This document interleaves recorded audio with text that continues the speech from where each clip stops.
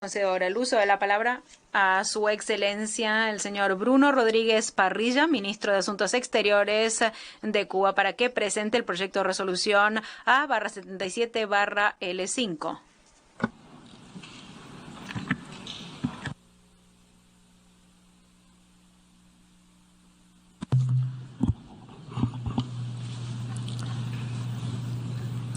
Expreso nuestra sentida solidaridad con la hermana nación caribeña de Belice, que sufre hoy los estragos de un poderoso huracán. Señor presidente, señores representantes permanentes, distinguidos delegados, más del 80% de la población cubana actual ha nacido bajo el bloqueo. 3 décadas han transcurrido desde que esta Asamblea comenzara a demandar cada año el cese de esa política tipificada como un acto de genocidio y que tiene el efecto de una pandemia permanente, de un huracán constante y recibe un rechazo universal. Es un acto deliberado de guerra económica con el propósito de impedir los ingresos financieros al país, destruir la capacidad del gobierno para atender las necesidades de la población, hacer colapsar la economía y crear una situación de ingobernabilidad. Como proponía en 1960 el subsecretario de Estado Mallory, busca provocar el desengaño y el desaliento, reducir los salarios, provocar hambre, desesperación y el derrocamiento del gobierno. Desde 2019, el gobierno de los Estados Unidos escaló el cerco contra nuestro país a una dimensión extrema, más cruel e inhumana, para infligir deliberadamente el mayor daño posible a las familias cubanas. En los primeros 14 meses del presidente Joseph Biden, los perjuicios ocasionados por el bloqueo alcanzaron los 6.364 millones de dólares, más de 15 millones diarios. Entre agosto de 2021 y febrero de 2022 establecieron un récord para solo 7 meses de 3.806 millones de dólares. De no existir el bloqueo, en ese periodo nuestro Producto Interno Bruto pudo haber crecido un 4,5%. Los daños acumulados en más de 60 años alcanzan los 154.217 millones de dólares a precios corrientes y al valor del oro ascienden a 1.391.111 millones. 1.391.111 millones. ¿Cómo sería Cuba hoy de haber contado con esos recursos? ¿Qué más podríamos haber hecho? ¿Cómo sería nuestra economía?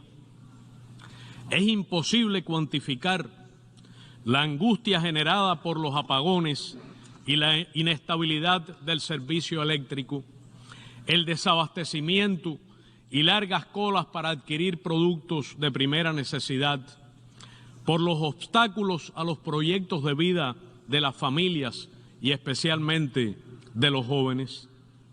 El bloqueo, además, crea las condiciones que alientan la migración irregular, desordenada e insegura.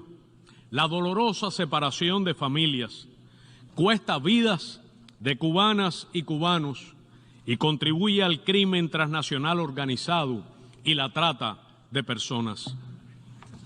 Señor presidente, durante la pandemia de COVID-19, el gobierno estadounidense aplicó exenciones humanitarias temporales a países víctimas de sus medidas coercitivas unilaterales y otras sanciones. ¿Por qué se excluyó a los cubanos de ese alivio humanitario temporal?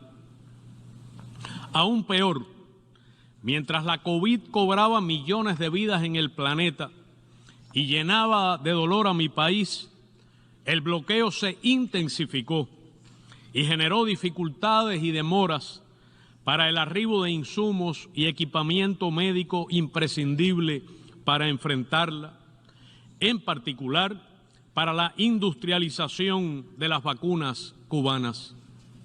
Se obstaculizó incluso la adquisición de oxígeno medicinal en terceros países.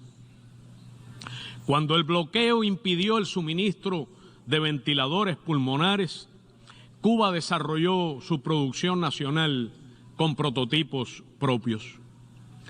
¿Cómo podría explicarse que un pequeño país como Cuba haya podido vencer la COVID-19 con recursos y vacunas propias? En el peor momento de la pandemia, y a pesar de nuestros limitados recursos, colaboramos con el envío de 58 brigadas médicas a 42 países y territorios que se sumaron a los más de 28.000 de nuestros profesionales de la salud que en ese momento prestaban servicios en 59 naciones. Pero el bloqueo afecta a la producción nacional de antibióticos, analgésicos, hipotensores, tratamientos contra el cáncer y las cardiopatías y otros medicamentos de primera necesidad que antes no faltaron a tal escala en nuestros hospitales y farmacias.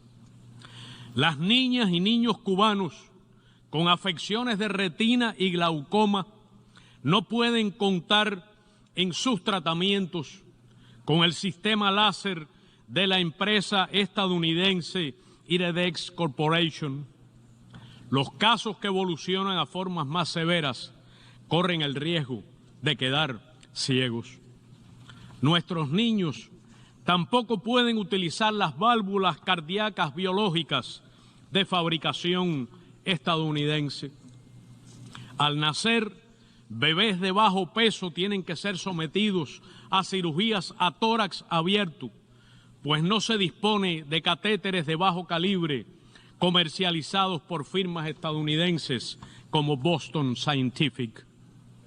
El gobierno de los Estados Unidos no tiene manera de justificar, bajo ningún concepto, una política que priva a los niños cubanos con cáncer de recibir el tratamiento quimioterapéutico idóneo. La hazaña de salvar y preservar la vida en medio de tan difíciles circunstancias solo puede explicarse desde el esfuerzo gubernamental y colectivo de nuestro pueblo durante décadas para construir un robusto sistema de ciencia y salud de profundo carácter humanista y de alta calidad, accesible a todas las cubanas y cubanos sin costo alguno. Señor presidente, el bloqueo ha exacerbado también las limitaciones financieras y de acceso a créditos para invertir, reparar y dar mantenimiento a las plantas termoeléctricas del país. Y los proveedores han incrementado los precios considerablemente, alegando el riesgo de realizar operaciones con Cuba. Después de 26 años de trabajo ininterrumpidos, el grupo alemán Continental Reifen Deutschland decidió cortar las relaciones con la Unión Cuba Petróleo. El suministrador francés CNIM comunicó que no podría continuar los suministros de piezas de repuesto para la central termoeléctrica Antonio Guiteras, pues se veían imposibilitados de vincularse con un país sometido a sanciones. Es también incesante y obsesiva la persecución de las transacciones financieras, comerciales e inversiones realizadas relacionadas con nuestro país.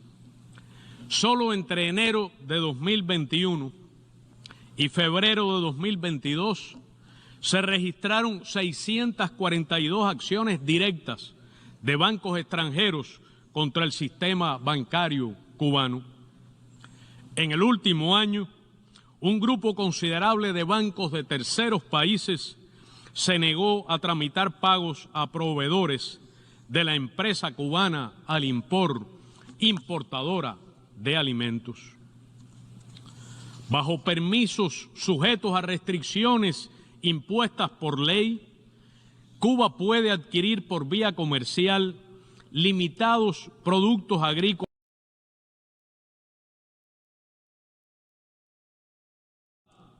y sin acceso a créditos, lo cual además resulta en extremo difícil cuando al mismo tiempo se obstaculizan nuestras fuentes de ingreso. Bajo estas circunstancias de acoso financiero, son incalculables los esfuerzos de nuestro gobierno para asegurar la canasta alimenticia familiar normada. A los emprendedores cubanos se les niega en muchas ocasiones el uso de plataformas de pago y comercio electrónico. En varias latitudes, a nuestros nacionales se les impide incluso abrir cuentas bancarias personales solo por su condición de cubanos. La persecución financiera se ha reforzado aún más con la arbitraria y fraudulenta inclusión de nuestro país en la lista unilateral del Departamento de Estado sobre supuestos países patrocinadores del terrorismo, que eleva exponencialmente el llamado riesgo país y nos obliga a pagar cualquier mercancía, incluso al doble de su precio en el mercado internacional. Es inadmisible tal acción contra una nación víctima del terrorismo, que aún hoy sufre la instigación a la violencia y a actos terroristas desde territorio estadounidense, y cuya conducta de firme rechazo y persecución de cualquier forma o manifestación de terrorismo es intachable y reconocida. Fue una medida letal impuesta por el anterior gobierno republicano a solo 9 días de abandonar la Casa Blanca. El actual presidente pudiera corregirlo con solo una firma. Sería lo moralmente correcto y apegado al derecho. Señor presidente, el impacto extraterritorial del bloqueo lesiona también la soberanía de los países que ustedes representan. Infringe sus legislaciones nacionales, los somete a las decisiones de tribunales estadounidenses a tenor del título tercero de la ley Helms-Burton, sanciona a sus empresarios e impide el acceso a sus puertos de los barcos de terceros que atracaron en Cuba. También prohíbe a las subsidiarias de empresas estadounidenses en terceros países que comercien con Cuba. Impide la exportación a Cuba de artículos producidos en cualquier país cuando tengan un 10% o más de componentes estadounidenses, y excluye los productos fabricados en terceros países si estos contienen materias primas cubanas. ¿Quién podría afirmar sin mentir que Estados Unidos es un socio comercial de Cuba? No atribuimos al bloqueo todas las dificultades que enfrenta hoy nuestro país, pero faltaría a la verdad quien niegue sus gravísimos efectos y no reconozca que es la causa principal de las privaciones carencias y sufrimientos de las familias cubanas. Señor presidente, Estados Unidos controla los más poderosos medios de prensa y plataformas tecnológicas digitales hegemónicas y los usa en una virulenta campaña comunicacional de desinformación y descrédito contra Cuba.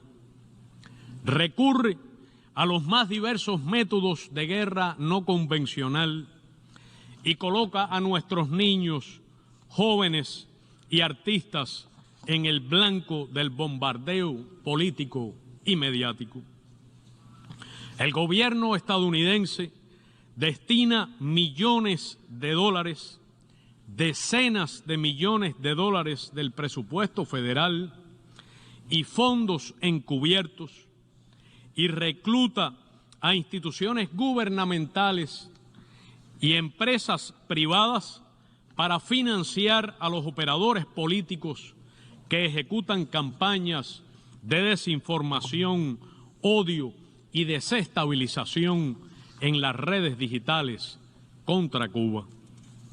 El pasado 24 de octubre, las transnacionales estadounidenses Twitter y Meta, Facebook, que ahora tiene entre sus principales directivos a quien fuera jefe de campaña de un senador republicano anticubano, desplegaron en simultáneo acciones de censura contra medios públicos y usuarios cubanos.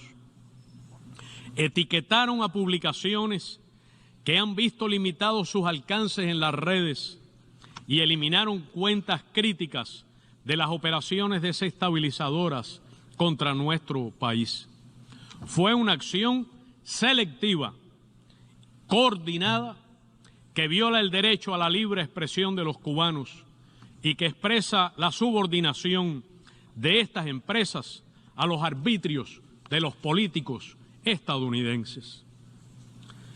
Señor presidente, el presidente Miguel Díaz-Canel Bermúdez afirmó el pasado 22 de julio en la clausura del 9º periodo ordinario de sesiones de la Asamblea Nacional del Poder Popular en su 9ª legislatura, y cito: la trayectoria de Cuba en el desarrollo de sus relaciones exteriores demuestra que el fomento de la paz, la cooperación y la solidaridad son características definitorias de nuestra proyección internacional. Lo hemos demostrado en nuestra región latinoamericana y caribeña y también en otras latitudes. Fin de la cita. El actual gobierno estadounidense no tiene una política propia hacia Cuba. Actúa por inercia y da continuidad a la política inhumana de máxima presión instaurada durante la presidencia de Donald Trump. En los últimos meses ha dado pasos para ajustar algunas de las irracionales restricciones a los vuelos estadounidenses a Cuba, el envío de remesas y a los trámites consulares. Son acciones positivas, pero muy limitadas en su alcance y aplicación. No modifican en modo alguno la política ni las medidas económicas, comerciales ni financieras. El bloqueo, recrudecido en extremo, continúa siendo el elemento central que define la política de los Estados Unidos hacia Cuba.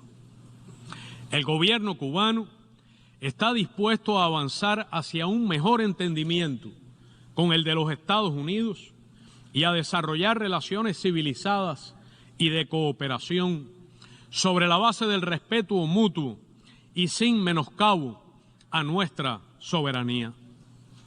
Reitero el llamado que hiciera el general de ejército Raúl Castro Ruz en 2017 al gobierno de los Estados Unidos para que remueva, y cito, los obstáculos que impiden o restringen los vínculos entre nuestros pueblos, las familias y los ciudadanos de ambos países.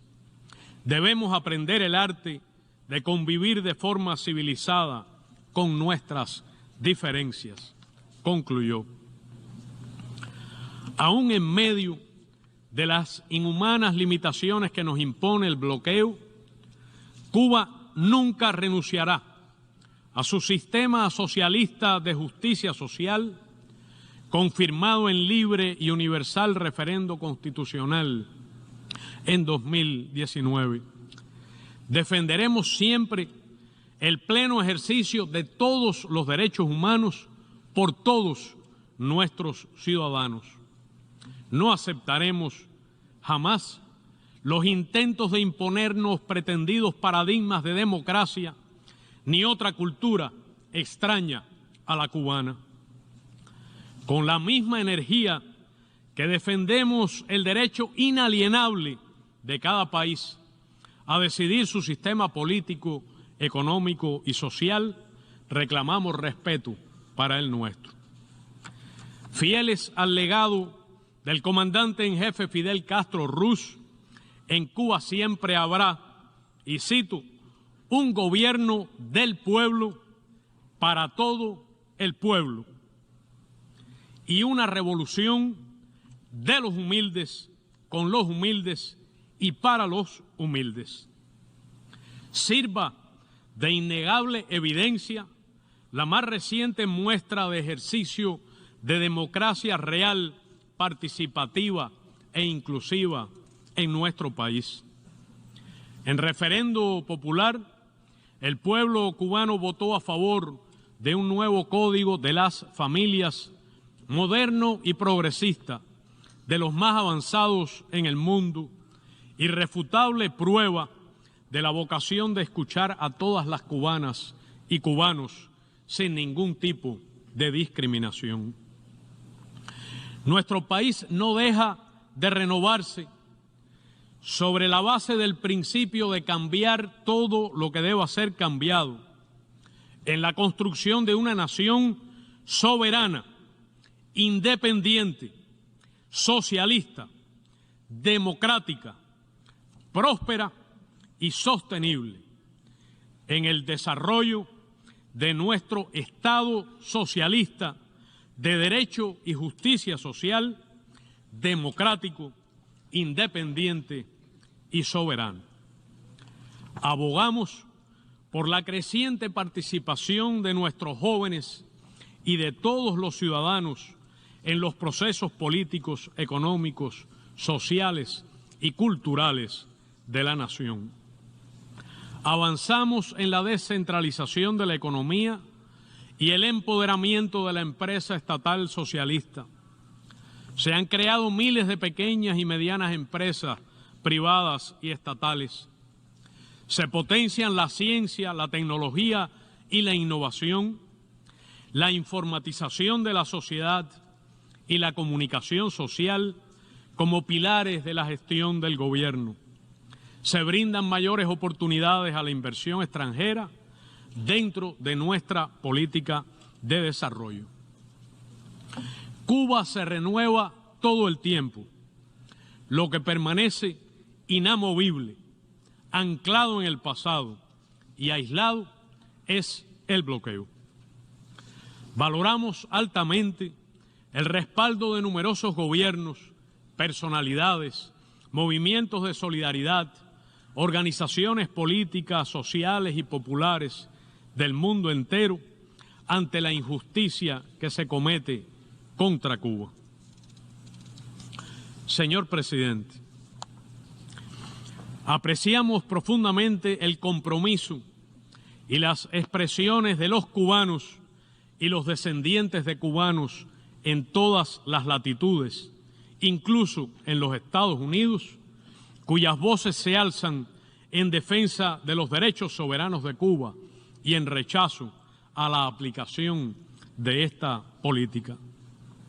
Agradecemos también a todos los que han manifestado su respaldo a nuestro país en la difícil coyuntura de la recuperación por los graves daños que dejó el huracán Ian en las provincias occidentales el pasado mes de septiembre. Cientos de miles de nuestros compatriotas sufrieron su impacto. 119.048 viviendas fueron dañadas.